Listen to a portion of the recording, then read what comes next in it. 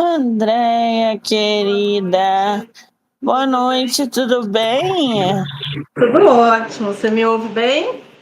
Eu te escuto e te vejo você. Também. Que maravilha, querida!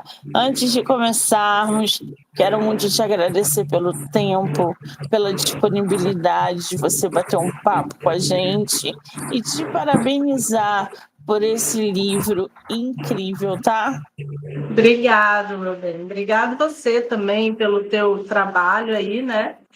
Que dá espaço para gente, né? Principalmente aí o escritor, né? O escritor que não tem editora, né? Que, enfim, tem De pouco primeira espaço por aí. viagem, independente. Exatamente. É a tua Verdade. primeira vez aqui no YouTube? É. Uhum. Que maravilha! E você é de onde do Brasil? Eu sou de por aí. Eu sou do Rio de Janeiro, mas já morei em São Paulo, no Rio Grande do Sul. Estou morando atualmente no Espírito Santo. Já morei fora do Brasil também. Então, fico por aí. Mas hoje você tá no Rio Hoje eu estou no hoje? Espírito Santo. No Espírito Santo. Eu sou Vila do Rio, Velha. sou da Tijuca. Ah, Quando que legal. voltar aqui para o Rio, mande mensagem para a gente tomar um café, tá? Ah, legal. Eu sou de Jacarepaguá. Ah, 2 pulos a gente está lá. Que delícia! Bom, gente, hoje a gente vai conhecer um pouquinho da nossa autora Andréia Souza. Ela que está com um livro publicado chamado Defesas Emocionais Não São Virtudes Morais. A Andréia Isso é aí. psicanalista. E, Andréia, você está com seu livro físico aí? Tô com meu livro físico aqui. Olha essa capa, que coisa magnífica! Minha Nossa Senhora! Antes da gente entrar no teu livro, eu queria que você falasse um pouquinho sobre a tua área hoje. Você é psicanalista, você atende online, presencial, faixa etária, enfim. Fala um pouquinho de você pra gente. Falo sim. Eu sou psicanalista. Os últimos 15 ou 20 anos da minha vida, eu atuei na área corporativa, em área de recursos humanos, treinamento, desenvolvimento de lideranças, desenvolvimento de pessoas, equipe, né, planejamento de RH, desenvolvimento de todos esses setores estratégicos de RH. Atuo ainda na área de recursos humanos, mas também atuo clinicamente. De 5 anos para cá, eu comecei a atuar clinicamente. Atendo pessoas. Meu foco maior são mulheres adultas, casadas. Eu trabalho muito a área dos relacionamentos e trabalho muito a visão da terapia sistêmica, tá? Que olha ali a questão da relação, né? Das nossas relações familiares, onde trazem ali traumas para gente, né? As coisas que acontecem na nossa infância, nossa criança sofrida, que atrapalha a gente um monte aí ao longo da vida e a gente nem sabe, é mais ou menos por aí o meu foco. Eu atendo só online, eu não tenho. Não é que eu atendo só online, eu não tenho espaço físico, mas eu tenho parceria com outros psicanalistas. Então, se houver uma demanda presencial, eu tenho como atender também. Mas o meu foco é o online. Não só por mim, mas porque hoje em dia o nosso dia a dia, a rotina que a gente vive hoje, as pessoas não querem coisas muito demoradas e que dê trabalho, né, logístico, sair de casa, ir até algum lugar, voltar. Então, as pessoas, os próprios clientes não estão buscando muito mais esse tipo de atendimento, mas eu tenho essa possibilidade também. Que maravilha! E é realmente isso. O mercado mudou muito para muitas profissões. A gente Uhum. percebeu que a gente não precisa mais se locomover, pagar estacionamento, às Uhum. vezes, parar para abastecer o carro, o tempo que Exato. se leva para chegar num lugar, para fazer uma aula, uma Uhum. terapia, um curso. Se você hoje pode ter tudo online num clique, Exato, exato. né, é tudo É, isso muito hoje a era da praticidade, né. exatamente. A Uhum. era da praticidade. Agora, em relação ao seu livro, conta pra gente, como é que surgiu essa ideia de, escrever esse livro e de maneira independente, né, porque eu vi que ele foi Sim, pela Wiclap, não é isso? foi pela Wiclap, isso aí. Eu tenho na Google Play livros também, a parte do digital, mas o físico, ele está na Wiclap, né, na modalidade POD, que é impressão sobre demanda, né. Como que surgiu isso? Na verdade, eu já tenho alguns escritos há algum tempo, mas eu nunca tive a pretensão de publicar, nunca tive a pretensão de me dizer escritora. Então, eu já tenho alguns escritos, mas muito mais como apostilas, como e-books, para os meus próprios clientes, como auxílio aos meus clientes, né? E o que eu percebi ultimamente é que, assim, apesar dessa era aí da praticidade, as pessoas estarem fazendo tudo online, existem muitas pessoas que ainda não têm acesso à clínica. Ainda existe muito preconceito de que terapia é coisa para quem tem problema mental, que eu não preciso de terapia, porque eu sou resolvida, eu sou isso, eu estou tudo bem. E as pessoas têm muito receio, restrição e preconceito de chegar até a clínica para fazer uma terapia, uma análise. E através dos livros, a pessoa não tem tanto essa dificuldade, né? Porque, afinal de contas, ela pensa assim: eu não estou fazendo terapia, eu estou buscando autoconhecimento, autodesenvolvimento. E então eu resolvi começar a colocar esses meus escritos de uma maneira mais profissional e trazer eles para publicação, para poder alcançar e ajudar essas pessoas que, de alguma forma, ou não podem, ou têm ainda alguma dificuldade de buscar esse tipo de ajuda. Muito bem. Agora, o título do teu livro me chamou muita atenção, Uhum. porque é como se fosse ali defesas emocionais versus virtudes morais, Virtuais, é bem né. por aí. Isso, uma coisa não é a outra. Quer dizer, a gente primeiro precisa entender o que são essas defesas emocionais para entender que elas não são Não são as virtudes. virtudes morais. Explica para a Sim, gente, Andréia, essas duas coisas. explico. O que acontece? A gente desenvolve um comportamento ao longo da nossa vida, todo mundo, né? E 80% desse comportamento que a gente desenvolve, muitas vezes são defesas emocionais. O que são as defesas emocionais? São comportamentos que a gente desenvolve para aprender a lidar com determinada situação difícil, tá? Situação traumática, e que a gente precisa se adaptar. Eu preciso passar por isso. Então, o meu cérebro, o meu inconsciente, ele vai lá e desenvolve uma autoproteção, que é uma defesa emocional, tá? E muitas vezes, o que acontece? A gente não percebe que isso é uma defesa emocional. A gente acha que isso é parte da nossa personalidade, parte do nosso jeito de ser. E nem sempre essa defesa emocional ela vem como uma coisa ruim. Ela é boa. E ela pode ser boa sem ser uma defesa emocional. Então, o que seria ali a confusão entre virtude moral e defesa emocional? Por exemplo, Vou te dar um exemplo. O meu livro, ele está dividido em 5 partes. Eu trago ali 5 tipos de defesa emocional que se confundem com virtudes morais, tá? Mas existem várias outras. Vamos falar de uma, assim, muito comum nos dias de hoje, né? A independência. Eu sou uma pessoa bem resolvida, eu sou uma pessoa que faço o que tem que fazer, eu dou conta de mim, eu sou independente, eu não preciso de ninguém, eu não preciso de nós mulheres, né? Eu não preciso de homem, eu dou conta de tudo, eu sou autossuficiente, eu sou empoderada, eu sou mais eu, tá? E a gente olha isso como uma virtude moral. É uma virtude ser assim. E pode ser.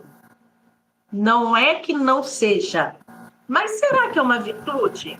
Será que esse comportamento é porque eu quero ser assim?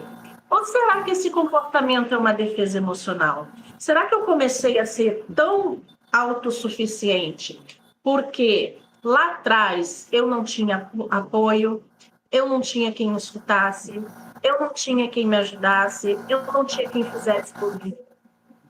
E aí era só eu, e eu tive que aprender a ser assim.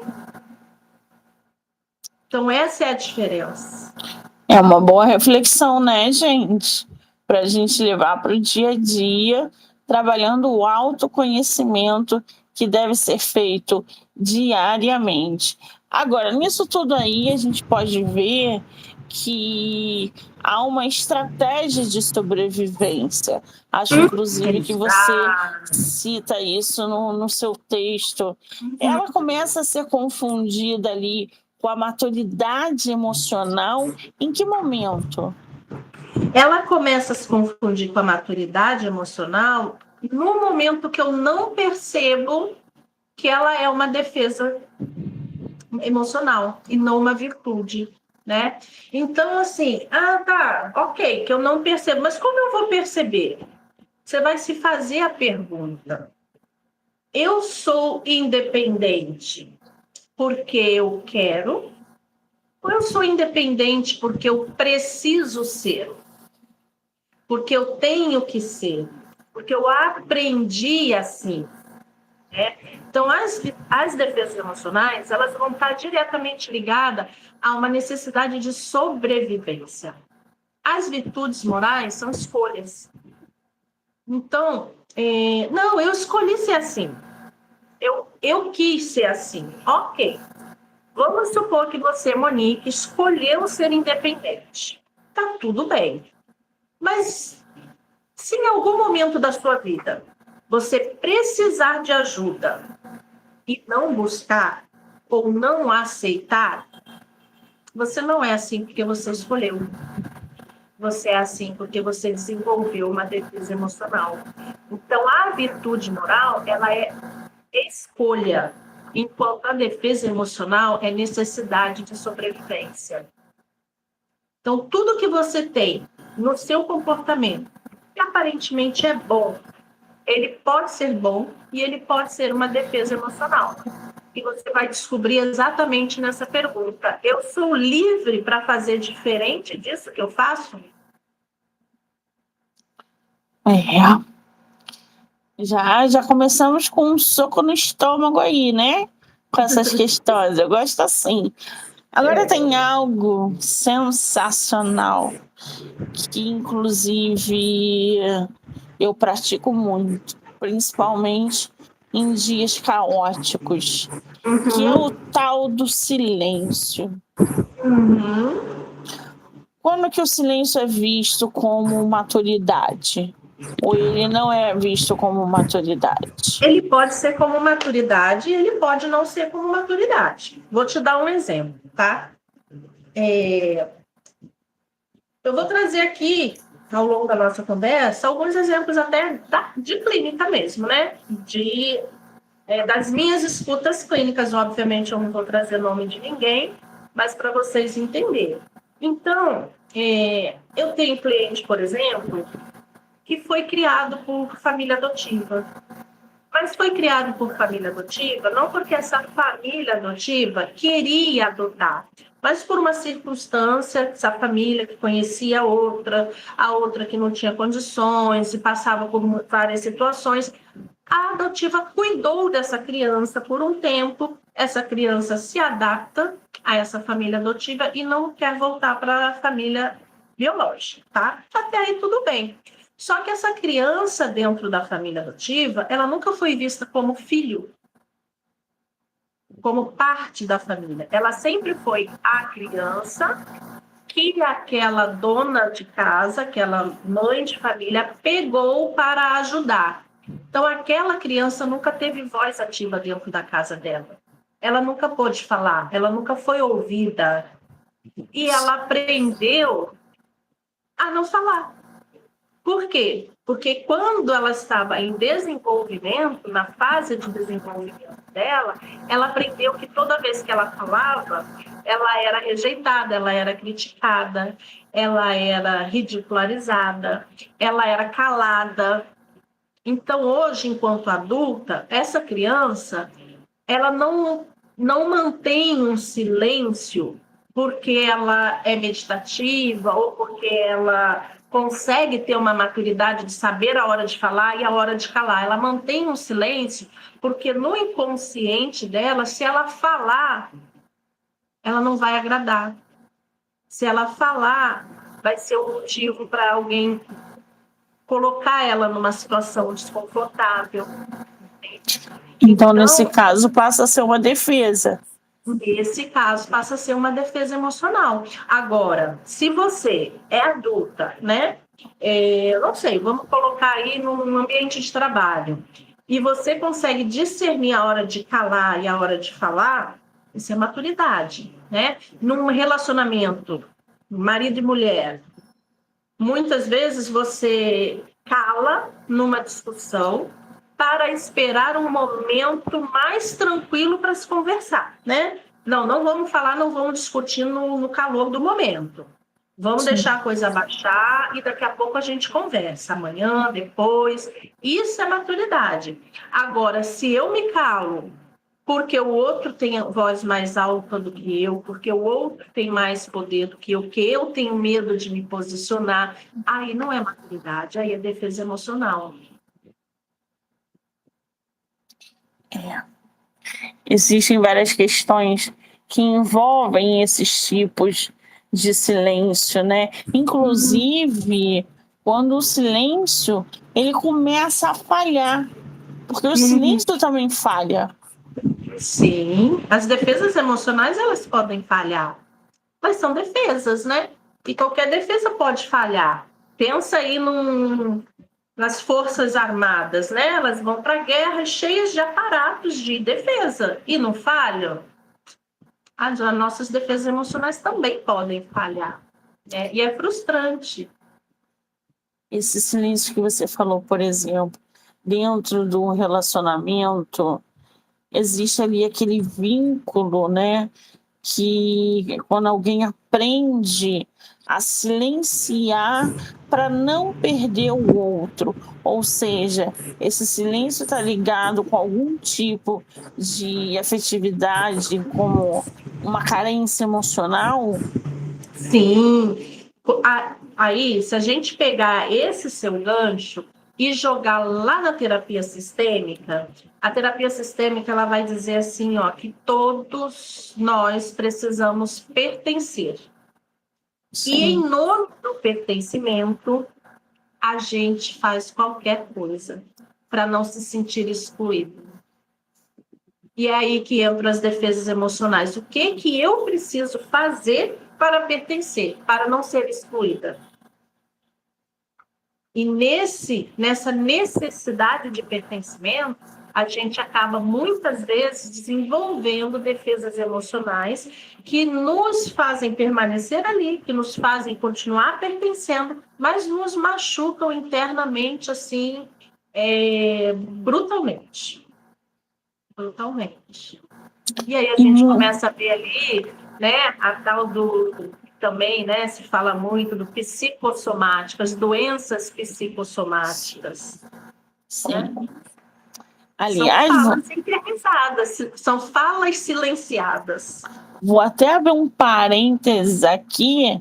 A minha coautora pode até me xingar, a minha escritora pode até me xingar, mas eu vou abrir um parênteses aqui das doenças psicomáticas, que, olha, saiu essa semana aqui no canal fibromialgia, que ainda é uma coisa de doido, de que ninguém sabe emoção, onde ninguém vem, sabe. como é que trata, por que surge, né? Por causa de emoções não resolvidas, aonde que liga essa chave das dores? O que está acontecendo que os casos estão cada vez maiores?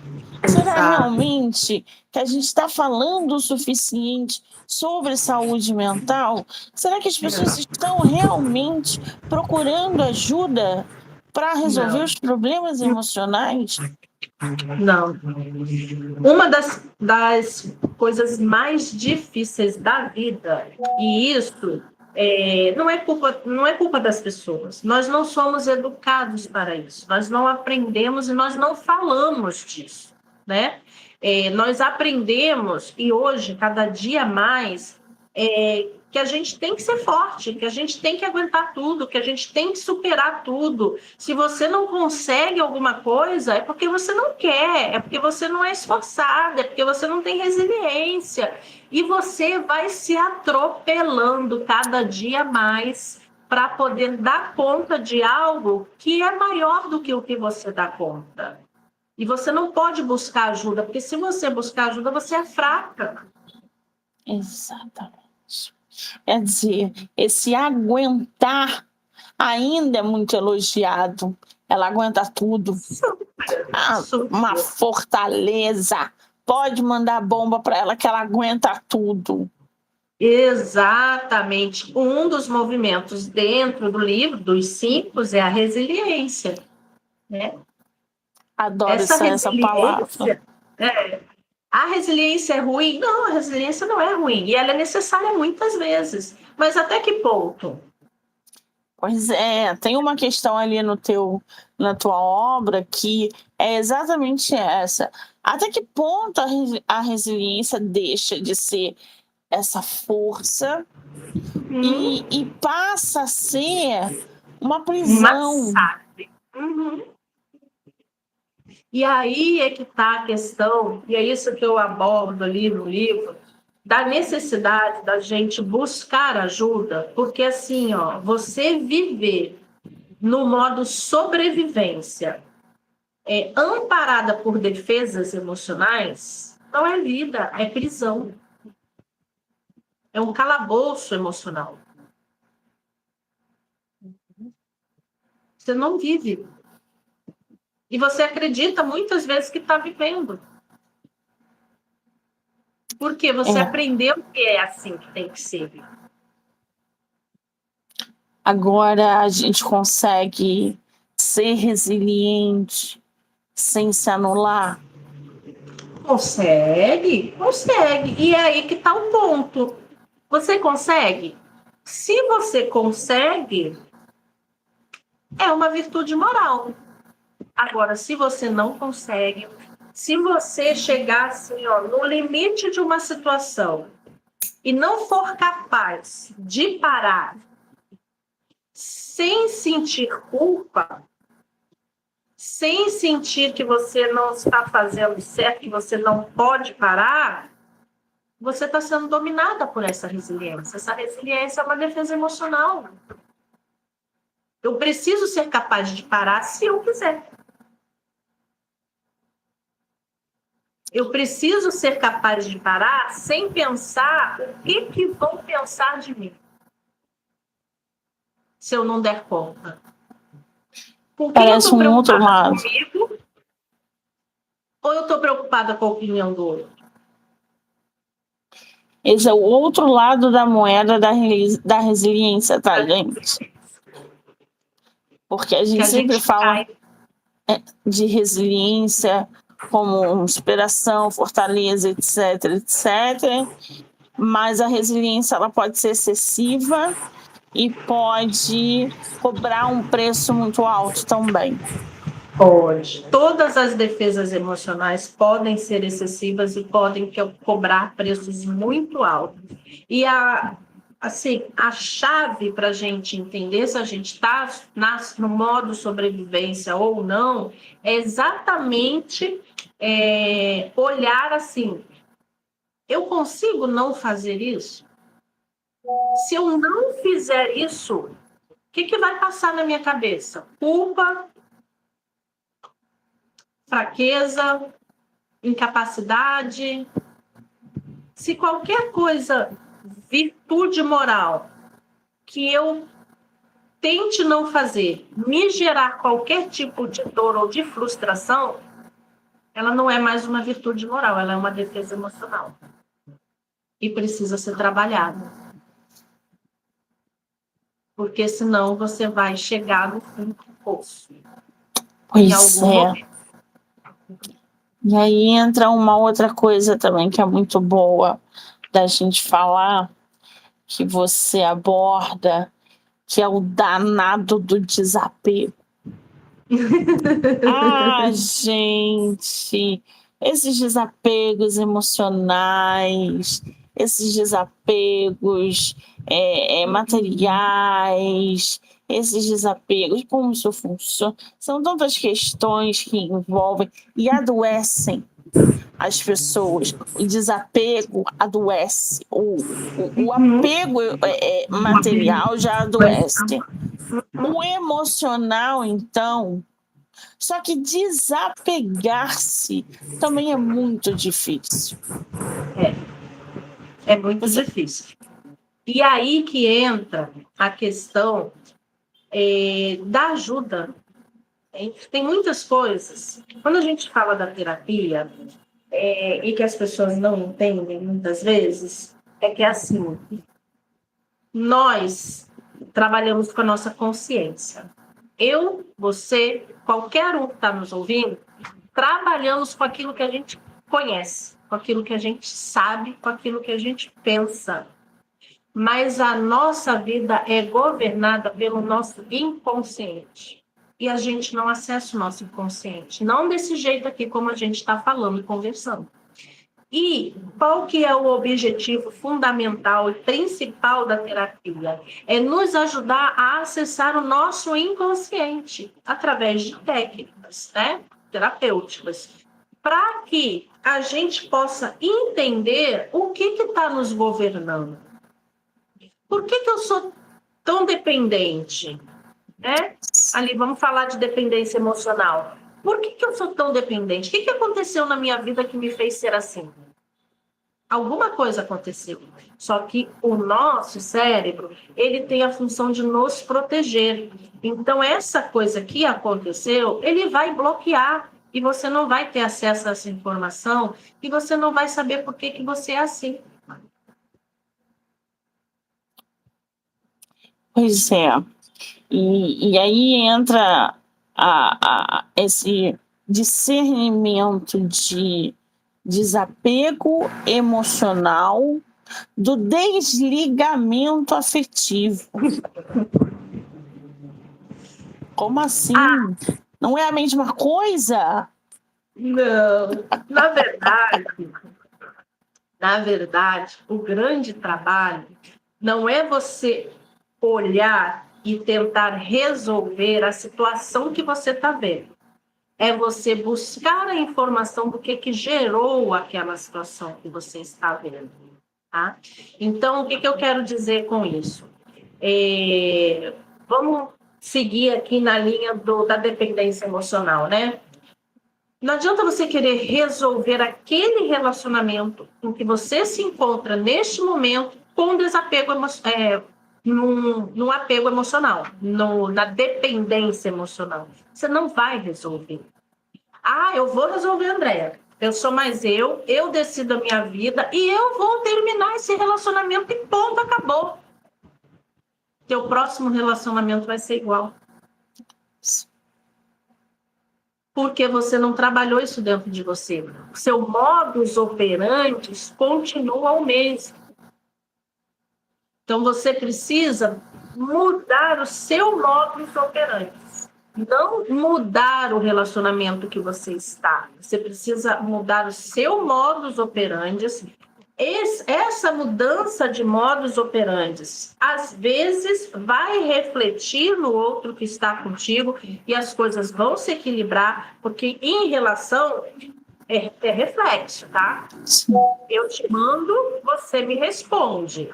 Então, se eu mando uma informação, você vai me responder. Se eu mudo a informação que eu estou te mandando, você vai me responder de uma forma diferente. Então, às vezes, aquele relacionamento até tem salvação, se você muda o seu modus operandi. E às vezes não, porque depende da outra pessoa também. Talvez aquela outra pessoa também precise mudar o modus operandi dela. Mas o que acontece? Se aquele relacionamento não tem salvação, que a outra pessoa também precisa, quando você arrumar outro relacionamento, você já vai num outro funcionamento e você vai buscar outra coisa diferente do que aquilo que você buscava antigamente. E tudo isso é inconsciente, tá? Andréia, você está dizendo o quê? Que eu busco um relacionamento tóxico porque eu quero? Não, você não busca um relacionamento tóxico porque você quer. Mas você busca, porque o seu modus operandi é assim. Embora você não saiba. Isso tudo, gente, para evitar a dor.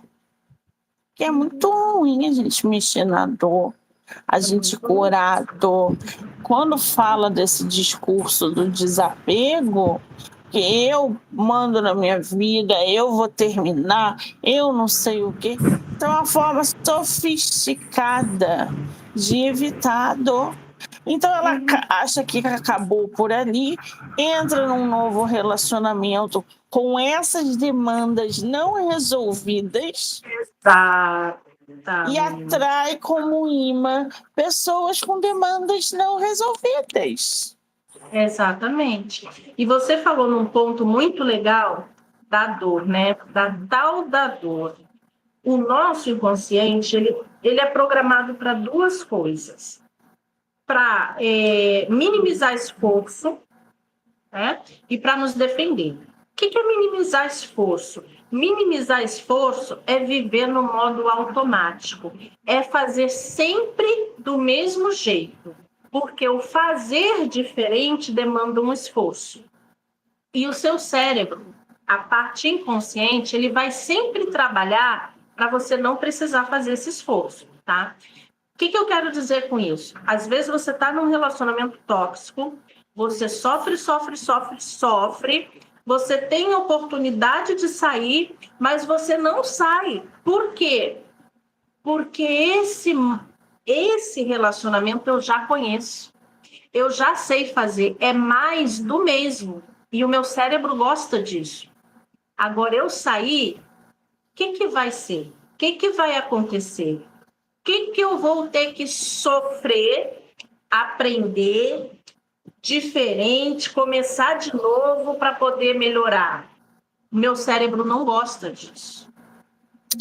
Eu acho que ele pensa que é muita autonomia e começa a trabalhar de maneira a entender que a autonomia deixa de ser liberdade e passa a ser isolamento. É verdade isso? Faz parte também. Faz parte também disso.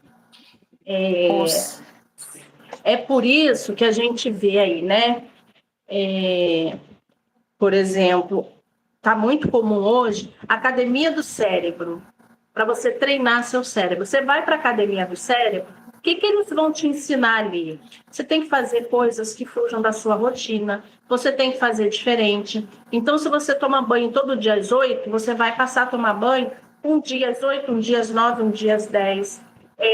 Toma banho no escuro, escova seus dentes, se você é destro, escova seus dentes com a mão esquerda e eles vão começar a te trabalhar, a fazer o teu cérebro trabalhar movimentos que ele não está acostumado a fazer. Sim, eu fazia isso quando eu ia para o trabalho. Eu todo dia fazia a mesma rota, mesma rota. Aí eu falei, bom, Hoje eu vou fazer a rota diferente. Aí fazia a rota diferente. Até o cheiro da rota era diferente. Exatamente. Quer ver uma coisa que é muito comum? Só um pouquinho.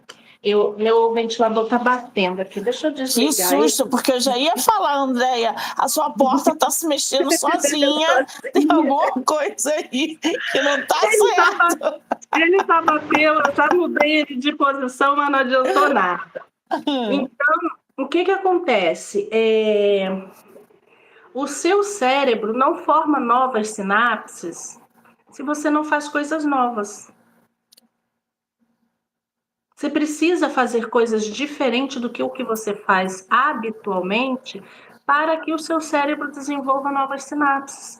Por que as crianças têm mais facilidade de aprendizado do que os adultos? Porque as crianças estão fazendo sinapses o tempo todo. Tudo novinho. Tudo é novidade, tudo é diferente.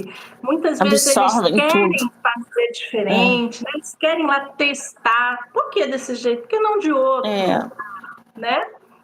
E a gente chega numa determinada idade que não faz mais isso. Somos uma cambada de preguiçosos e acomodados, que qualquer tipo de novidade já não nos interessa, porque a gente acha que já fez o suficiente e não queremos mais experimentar mais nada. Tá todo mundo de saco cheio. Quanto mais trabalhar o cérebro. Ai.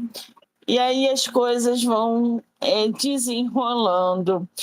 Agora, existe uma expressão também que estava lá na obra, que é o tal do não precisar de ninguém.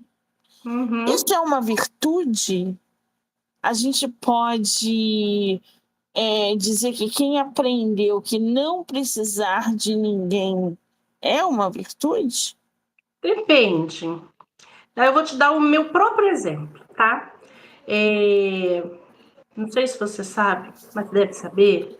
A maioria das pessoas que vão para o lado terapêutico, que viram psicólogos, psicanalistas, terapeutas de qualquer área, geralmente são problemáticas e elas vão em busca de autoconhecimento, de melhorar a si mesmo para melhorar. E acaba ali a gente conhecendo, entendendo e entendendo que outras pessoas precisam disso também. Então eu vou te falar assim, com 16 anos de idade, minha mãe ficou doente. Minha mãe teve 3 aneurismas no cérebro, ficou com sequela, né? O lado direito dela não mexe. E nessa época, meu pai, logo depois, também ficou desempregado, de um emprego que ele trabalhou 17 anos. E ele resolveu ir para o interior, que era mais fácil para eles. Dentro da situação que ela estava, tinha um irmão meu pequeno, e a família dele era de lá, e ele resolveu ir para lá. Mas eu estava fazendo, na época, 2º grau, que hoje é ensino médio, e ele me deixou no Rio de Janeiro e foi para o interior. E eu tive que aprender a me virar. Com 16 anos de idade, claro que eu não fiquei sozinha, fiquei na casa da minha avó, mas já era uma pessoa idosa, não era uma pessoa assim, né, que tinha condições, boas condições de cuidar de um adolescente, porque eu era uma adolescente, e eu tive que me virar sozinha. E eu tive que aprender a ser sozinha, assim, no cuidar da minha vida. Isso é uma virtude? Não. Sabe por quê? Porque isso não foi natural. Isso foi uma necessidade de sobrevivência. Isso foi imposto, Você foi imposta a situação. Exatamente. E aí, o que acontece com isso? O que aconteceu com isso durante muitos anos? Muitos anos, até eu conhecer a terapia. Eu me tornei uma pessoa extremamente independente, eu me tornei uma pessoa que eu não precisava de ninguém para nada.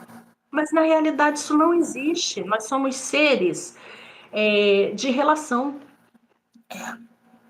Nós vivemos em relação. Nós não temos como nos isolar do mundo. E a gente sempre vai ter que se relacionar, seja no trabalho, seja na relação amorosa, seja na relação familiar, seja na relação de amizades. Então você não pode ser 100% independente de tudo, porque você vive no coletivo. E isso traz dificuldades imensas no nosso dia a dia. Às vezes, dificuldade de submissão, dificuldade de aceitação, brigas, discordâncias. Não que a gente não vá discordar. Nós temos a nossa opinião, eu tenho a minha, você tem a sua, a gente pode discordar. Mas muitas vezes, quando você assume esse papel de que eu sou eu e mais ninguém por mim, você se torna muitas vezes intolerante com o outro. Porque a opinião do outro não te interessa. Só o que interessa é a sua. Mas você vive no coletivo, e aí, como é que faz? Pois é.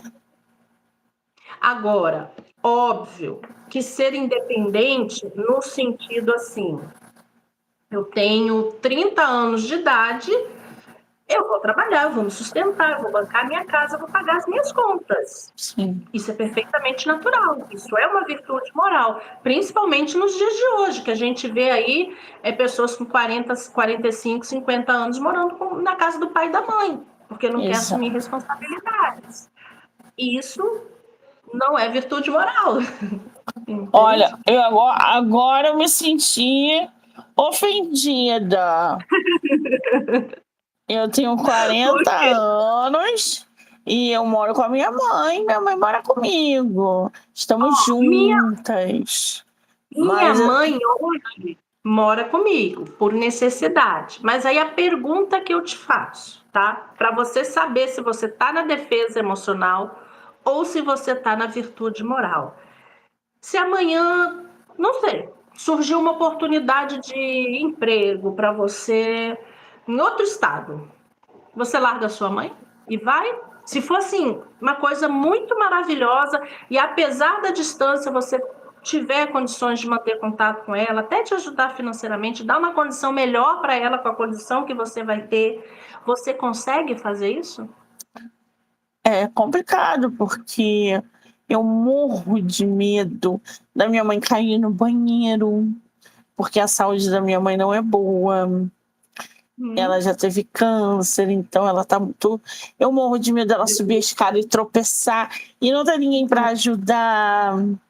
Agora vamos mudar um pouco, para te facilitar, tá? Vamos supor que você pode levar a tua mãe. Eu não sei, assim, tua estrutura familiar, né? Mas vamos supor que é só você e sua mãe. Não tem irmãos, ela não tem netos, não tem outros filhos, é você e ela.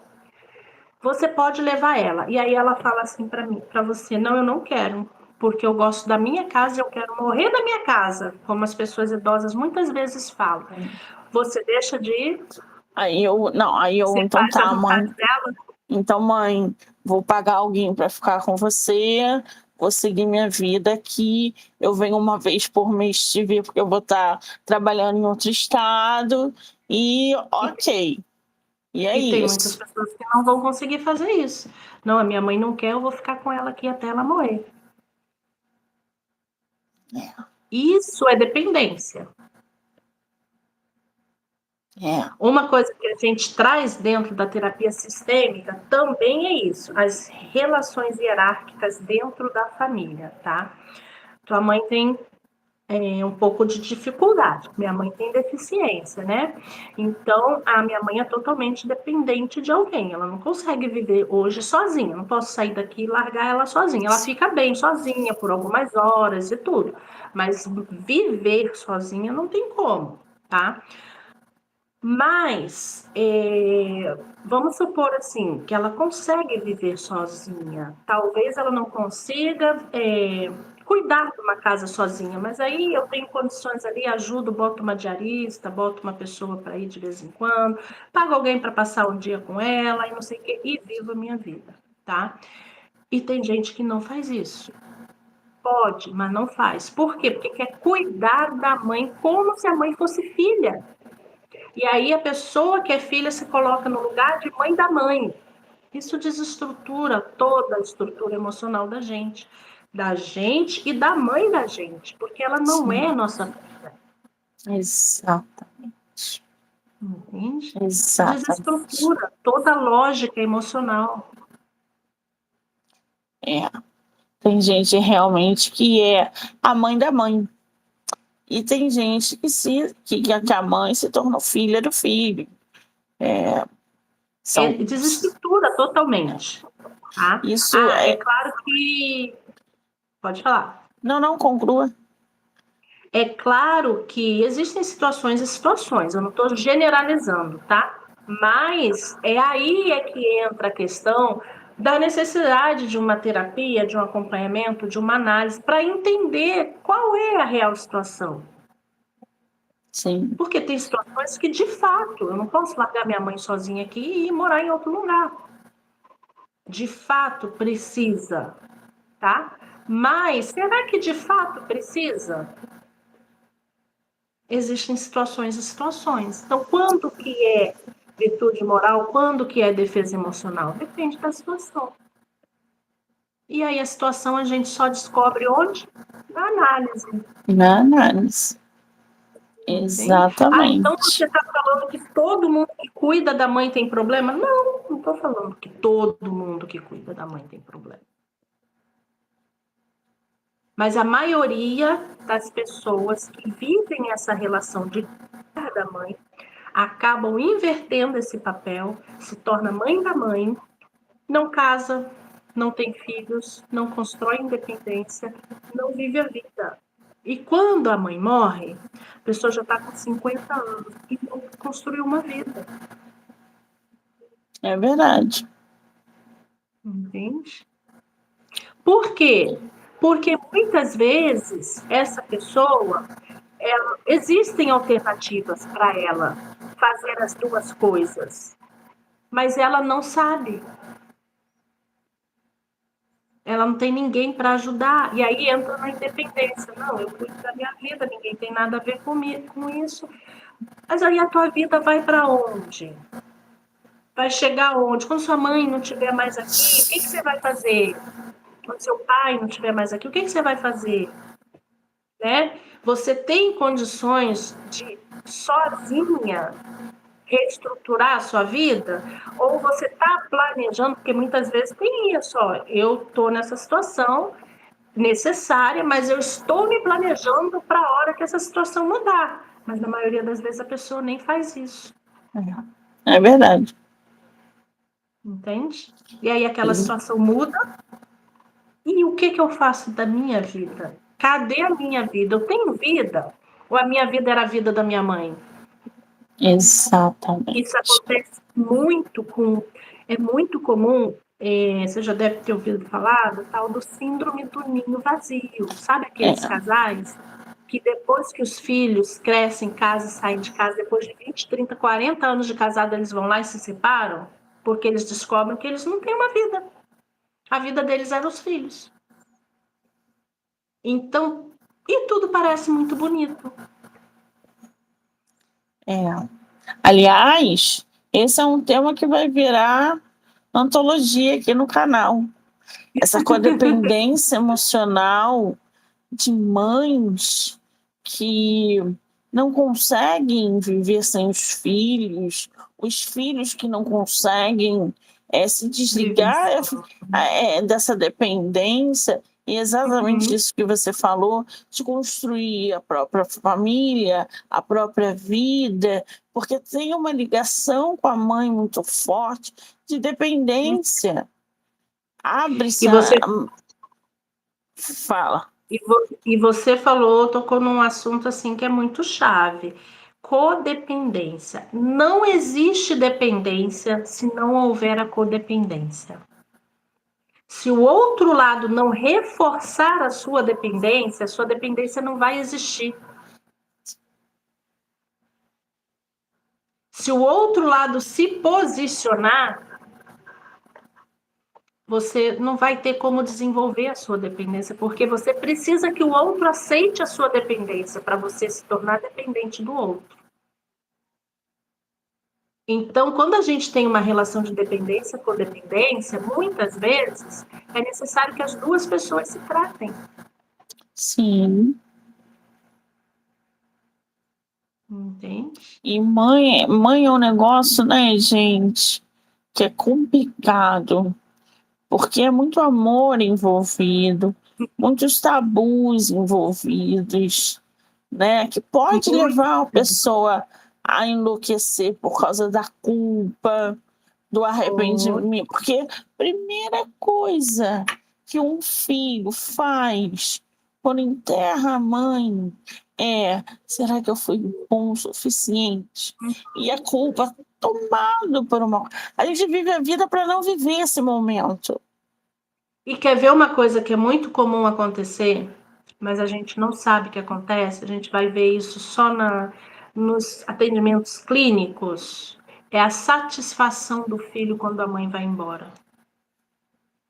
Não é uma satisfação porque ele queria que a mãe fosse embora, mas é a satisfação porque agora eu posso viver a minha vida. Isso não é consciente, tá? Não é que a pessoa fala isso ou pensa isso. Isso é inconsciente. É um alívio. E é muito triste quando você olha assim uma situação dessa, que a sua mãe parte e você sente alívio. É porque Quão passou por pesada muita aquela coisa. relação foi. Passou por muita coisa. Entende? Quão Muita pesado coisa. foi aquela relação para você sentir alívio. E aí gera outra situação, que você sente alívio e aí você sente culpa, por quê? Porque você está sentindo alívio. Alívio, Entende? Então, quando a gente fala de defesas emocionais, de dependências emocionais, são muitas coisas envolvidas. Não é simples assim. Ah, Andréia, então agora eu moro com a minha mãe, você está dizendo que eu sou assim? Não, não tem como dizer se você é assim sem conhecer toda a tua história. Sem saber por que você chegou nisso. Sem saber quais as alternativas de sair disso. Tem alternativas e você não quer sair ou não tem alternativas? Entende? São muitas coisas envolvidas. E aí é que se torna muito fundamental a gente ter ajuda. Aí você fala, né? Mas ser independente, não precisar de ninguém, não é bom? Mas se você precisar de ajuda e não pedir, porque você é independente demais?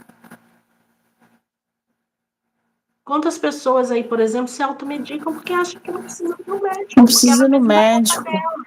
É verdade. Eu posso ser independente 100%? Não posso.